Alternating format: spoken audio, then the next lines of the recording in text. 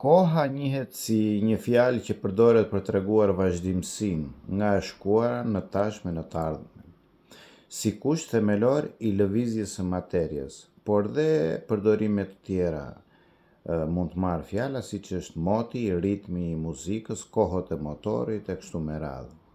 Por a mundet që një fjalë kaq e shkurtë të etimologohet, pra të ndahet për të gjetur kuptimin të fshehura brenda saj? Gjuhësia zyrtare nuk siguron diçka për këtë, megjithatë, sipas meje, unë kam gjetë 3 mënyra, bile mund të quhen edhe më shumë, për të gjetur kuptimin e saj. E para është qasja e saj me fjalët e ngjashme, pothuaj homonimike. Fjala kah, që do thot drejtim, është fjala që i afrohet më shumë. Dhe kjo afri tregon se koha është një drejtim. Pra ajo plotëson dimensionet e hapësirës dhe lidhet në mënyrë të pandashme me to.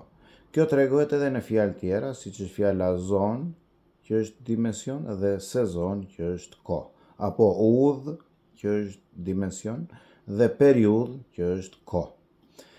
Këtë gjë e thot edhe teoria e Einsteinit, i cili nuk e ndan kohën nga hapësira. Thot space-time. Gjithashtu, fjala kohëra, që përdoret nga njëherë kohërat e vjetra, dhe fjala krah janë të njëjtat, pra krah si drejtim, janë të njëjtat, janë pothuaj homonimike, dhe kjo përforcon idenë e parë.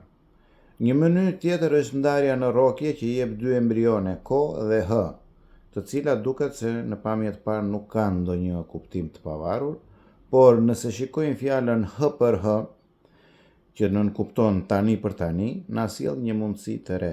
Pra, nëse glosa h nën kupton fjalën tani, atëherë shpreha fjala kohë merr kuptimin shumë të qartë, që lidhet me të tashmen. Pra, ka h është e lidhur me të tashmen.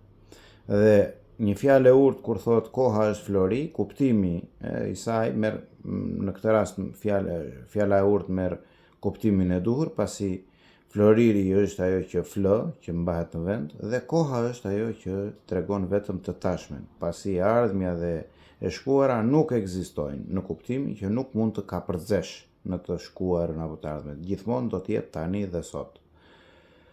Kështu që mënyra e tretë është edhe më interesante, kjo konfirmohet nga vetë fjala, por edhe nga një mjek tejet i njohur, një figurë e spiritualitetit modern, Deepak Chopra, i cili e përcakton fjalën kështu: koha është konsumues dhe ne jemi ushqimi i saj. Vetë fjala, nëse ndahet, na thot një njëjtën gjë. Koha, pra ka. Ky është kuptimi shumë i qartë. Pra, si përfundim, koha të jep hakën, dhe Deepaku nuk e di se kjo fjalë thot të njëjtën gjë në shqip. Duke u bërë kështu, një avokat i papaguar për këtë fakt. Faleminderit që më ndiqni dhe mos harroni të mbështesni kanalin Syri i Tretë.